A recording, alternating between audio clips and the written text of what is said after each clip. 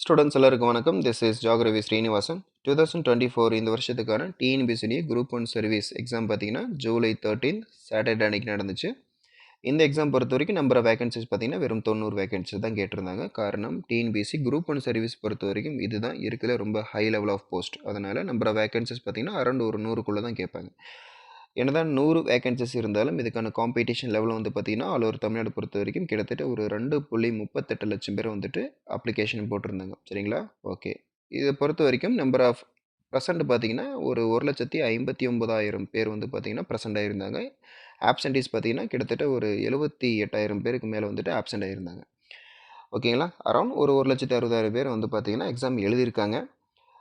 அது மட்டும் இல்லாமல் வந்து பார்த்தீங்கன்னா கிட்டத்தட்ட ஆல் ஓவர் தமிழ்நாடு பொறுத்த வரைக்கும் மொத்தமாக எத்தனை எக்ஸாம் சென்டர் பார்த்தீங்கன்னா 797 எக்ஸாம் சென்டர் வந்து இந்த எக்ஸாம் நடந்திருக்கு. ஓகேங்களா? இந்த எக்ஸாம் பொறுத்த வரைக்கும் நீங்கள் வந்து எக்ஸாம் எழுதியிருப்பீங்க. ஸோ இந்த எக்ஸாம் உடைய எக்ஸ்பீரியன்ஸ் உங்களுக்கு எப்படி இருந்தது அப்படின்றத மறக்காமல் கமெண்ட் செக்ஷனில் கமெண்ட் பண்ணுங்கள். அது மட்டும் இல்லாமல் இந்த எக்ஸாமுக்கான ஒரிஜினல் கொஷின் பேப்பர் பிடிஎஃப் வந்து நான் வந்து டெஸ்கிரிப்ஷனில் கொடுத்துருக்கேன். தேவைப்படுறவங்க நீங்கள் லிங்க்கை கிளிக் பண்ணி பிரிண்ட் அவுட் போட்டுக்கலாம்.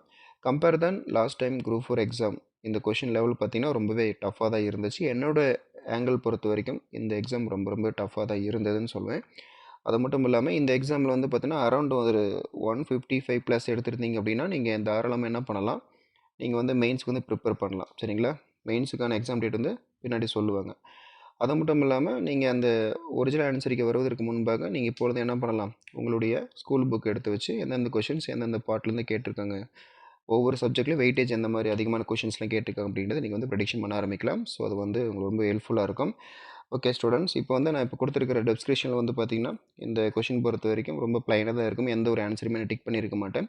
அடுத்த வீடியோவில் வந்து பார்த்தீங்கன்னா ஒரு டெம்பரரி ஆன்சரிக்கையோட உங்களுக்கான கொஷின் பேப்பர் நான் பிடிஎஃப் லிங்கில் கொடுத்துட்றேன். ஸோ அதை வச்சு நீங்கள் யூட்டிலைஸ் பண்ணிக்கோங்க. ஓகே ஃப்ரெண்ட்ஸ், நல்லா படிங்க. அடுத்த வீடியோவில் நம்ம சந்திக்கலாம். மறக்காமல் நம்மளுடைய ஜாகிரபி ஸ்ரீனிவாசன் சேனலை சப்ஸ்கிரைப் பண்ணிக்கோங்க. லைக் அண்ட் ஷேர் கமெண்ட் பண்ணுங்கள். தேங்க்யூ.